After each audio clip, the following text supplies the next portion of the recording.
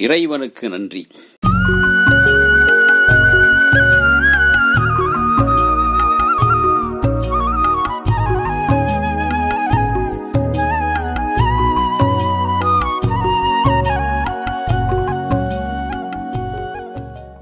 Tamil cinema ஒவ்வொரு 10 ஆண்டின் முடிவிலும் தன்னை புதுப்பித்துக் கொண்டே வந்திருக்கிறது. 1950களின் கடைசி படிக்கட்டில் நிற்கும் சினிமா தனது அடுத்த கட்ட பரிணாம வளர்ச்சியை நோக்கி பயணப்படுகிறது.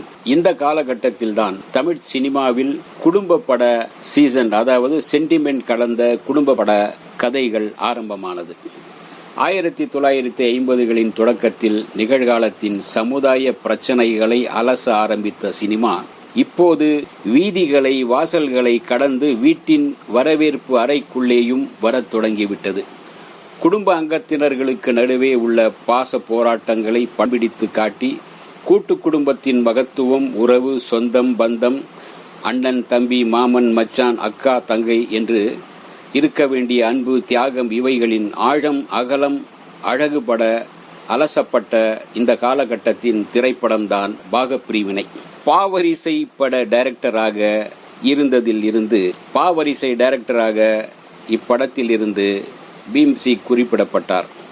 பாகப்பிரிவினை படத்தில் இருந்தும் அதன் பிறகு வெளியான படிக்காத மேதை, பதிபக்தி, பாசமலர், பாலும் பழமும் போன்ற படங்களிலும் குடும்பங்களில் ஏற்ற இறக்கங்களை பெரிதுபடுத்தி காண்பித்தார். குடும்பத்தில் தென்படுகிற நெளிவு, சுழிவு, முறிவுகள் பீம்சிங்கிற்கு பிடித்து போயின. மேற்குறித்த அவரது பாவரிசை படங்களிலே அதிக நாள் ஓடிய சிறப்பான திரைப்படம் குடும்ப சித்திரம் பாகப்பிரிவினையே. அவருடைய படங்களில் சாகசங்கள், மாயாஜாலங்கள், சண்டைகள் போன்றவை பீம்சிங் படங்களில் பார்க்க முடியாது. நாலடியார், பழமொழி, திருக்குறள் போன்ற ஒவ்வொரு படமும் இறுதி கட்டத்தில் ஒரு நீதியை, ஒரு நல்ல கருத்தை சமூகத்திற்கு சொல்லிவிட்டுதான் கடந்து செல்கின்றது. 1959 வருடம் எம்ஜிஆருக்கு அவ்வளவாக சரியில்லாத காலம்.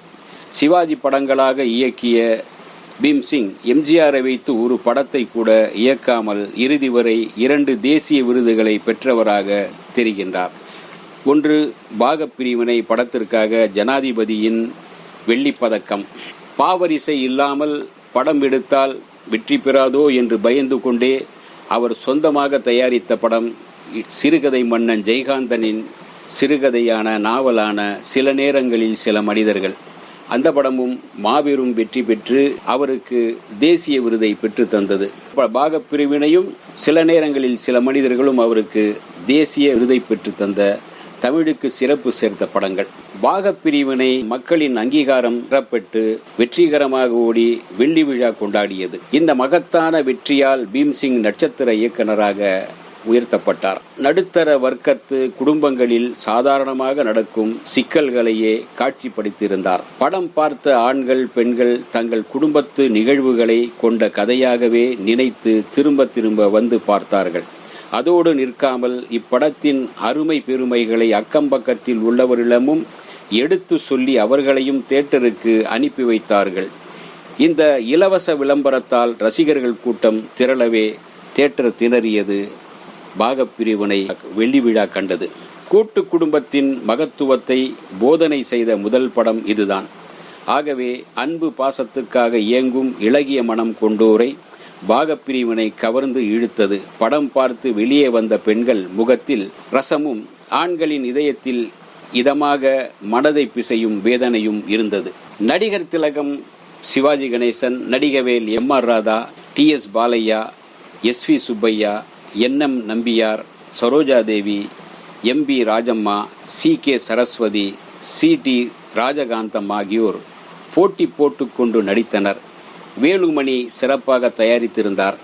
படத்திற்கான பாடல்களை பட்டுக்கோட்டை மருதகாசி கண்ணதாசன் எழுதினார். ஒரு பாடல் ஏன் பிறந்தாய் மகனே, அந்த பாடல் பட்டுக்கோட்டையிடம் கொடுக்கப்பட்ட போது இந்த பாடல் என் தம்பி கண்ணதாசன் சிறப்பாக எழுதுவார் என்று சொல்லி பிறகு கண்ணதாசன் அந்த பாடலை மிக உருக்கமாக எழுதி அந்த பாடல் மாபெரும் வெற்றி பெற்றது. படத்தின் மனதை தொட்ட இசை மெல்லிசை மன்னர் எம்.எஸ். விஸ்வநாதன் ராமமூர்த்தியின் இசை கேட்பதற்கு இதமாக இருந்தது.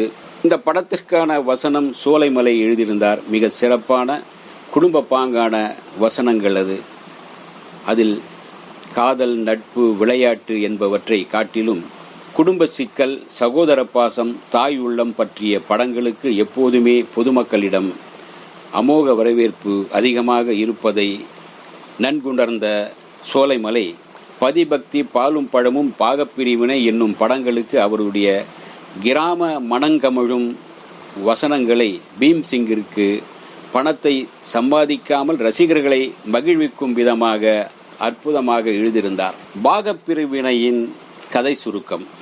அலங்காநல்லூரில் வைத்தியலிங்கம், சுந்தரலிங்கம் என்ற 2 சகோதரர்கள் வாழ்ந்து வந்தனர். அண்ணனுக்கு பயந்து மறுவார்த்தை பேசாத மரியாதை மிக்க தம்பியாக சுப்பையா மாறியிருந்தார். அண்ணனுக்கு பிள்ளை இல்லை. அண்ணி அகிலாண்டம், CR சரஸ்வதி, பொறாமையின் சிகரம் பெரியப்பா மீது தம்பி மகன் சிவாஜி கண்ணையாவுக்கு கொள்ளை பிரியம். மின்சாரம் தாக்கி கை கால் ஊனமான கண்ணையாவின் அடகு தம்பி மணி MN நம்பியார் பட்டணத்தில் படிக்கின்றான். சிங்கப்பூரில் இருந்து சிங்காரம் MR ராதா வருகின்றார். அவர் வந்ததும் குடும்பத்துக்குள் சிக்கலும் பிக்கலும் பிடுங்கலும் உருவாகிறது. அகம்பாவம் கொண்ட அகிலாண்டத்திற்கு ஆள்பலம் கிடைத்துவிட்டது. வீட்டுக்குள் பாகப்பிரிவினை. தம்பி மணி தந்தை தாய் சொல்லை கேட்கவில்லை. பெரியப்பாவையும் கண்ணையாவையும் மதிக்காதவனாய், சிங்காரத்தின் தங்கையால் மதிமயங்கியவனாய், நாய்ப்படும் பாடுக்கு ஆளாகியவனாய் சென்னை செல்கின்றான் இவர்களை விட்டுவிட்டு. அனார்கலி என்ற ஆட்டக்காரியால் சொத்து பத்துக்களை இழக்கின்றான். பெரியப்பாவை மதித்து அவரது ஆசியால் வேலைக்காரி பொன்னியை, சுரோயாதேவியை திருமணம் செய்ய கண்ணையா கை கால் சிகிச்சைக்காக சென்னை வருகின்றான். சிங்காரத்தின் மோசடியால் மறுபடியும் எதேச்சையாக மின்சாரத்தில் மோதும் போது ஊனம் சரியாகி விடுகிறது. அகிலாண்டமும் மணியும் போலீஸ் கண்காணிப்பில் இருக்கிற சிங்காரத்தின் கெட்ட குணத்தை அறிய வருகின்றனர். மீண்டும் குடும்பத்தில் மகிழ்ச்சி பொங்குகின்றது. பராசக்தி, மனோகரா படங்களில் அடுக்குமொழி பேசி அசர வைத்த சிவாஜி கணேசன் பாகப்பிரிவினையில் துடுக்குத்தனம் உள்ள கிராமத்தானாக பேசுகிறார். குடும்ப பாங்கான வசனங்களில் சோகத்தை குழைத்த சோலைமலையின் எழுத்துக்கள் சிவாஜி அவ்வெழுத்துக்களை உச்சரிக்கின்ற போது எல்லா எழுத்தும் உயிரெழுத்தாக கேட்போரை உலுக்குகின்றன. TS பாலையா வில்லத்தனமான வேடத்தை காட்டிலும் குணச்சித்திரம் குறைவின்றி சிறப்பாக செய்திருக்கின்றார். சிவாஜி கணேசன் தன் காலை விந்தி வைத்து கையை கடைசி வரை மடக்கிக் கொண்டே நடிப்பது அருமையாக இருந்தது. இந்த வேடத்தை பார்த்து சில நடிகர்கள் அவரை போலவே நடிக்க முயற்சி செய்து சூடு போட்டுக் கொண்டார்கள் என்பது வேறு கதை. தங்கத்திலே ஒரு குறைவிருந்தாலும் அது தரத்தினில் குறைவதுண்டோ? ஏன் பிறந்தாய் மகனே, ஏன் பிறந்தாயோ? ஒற்றுமையால் வாழ்வதாலே உண்டு நன்மையே என்ற பாடலையும், தாழையாம் பூ முடித்து தடம் பார்த்து நடை நடந்து என்கின்ற கீதமும், ஆட்டம் என்ற பாடலுள் மயிலாட்டம், புலியாட்டம், ஒயிலாட்டம் போன்ற ஆட்ட வகைகளை எளிமைப்படுத்தி பட்டுக்கோட்டையார் பாட்டு கட்டியிருந்தார்.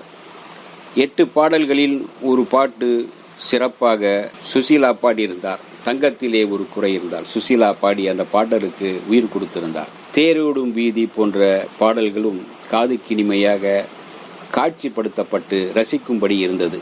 பொன்னியாக சிவாஜிக்கு ஜோடியாக நடித்த சரோஜாதேவி ஒரு நிஜமான கிராமத்து பெண்ணாகவே வாழ்ந்து காட்டியிருந்தார். பெரும்பாலான படங்களில் அழகு சிலையாக, அலங்கார தேவதையாக அசைந்து வந்து அபிநயம் காட்டிவிட்டு போன இந்த அபிநய சரஸ்வதி தனக்குள் குடிக்கொண்டிருந்த அற்புதமான நடிப்பை இந்த படத்தில் வெளிப்படுத்தி இருந்தார். இந்த வீடியோ உங்களுக்கு பிடிச்சிருந்தா லைக் பண்ணுங்க, ஷேர் பண்ணுங்க, கமெண்ட் பண்ணுங்க, சப்ஸ்கிரைப் பண்ணுங்க, மறக்காம பெல் ஐகானை கிளிக் பண்ணுங்க.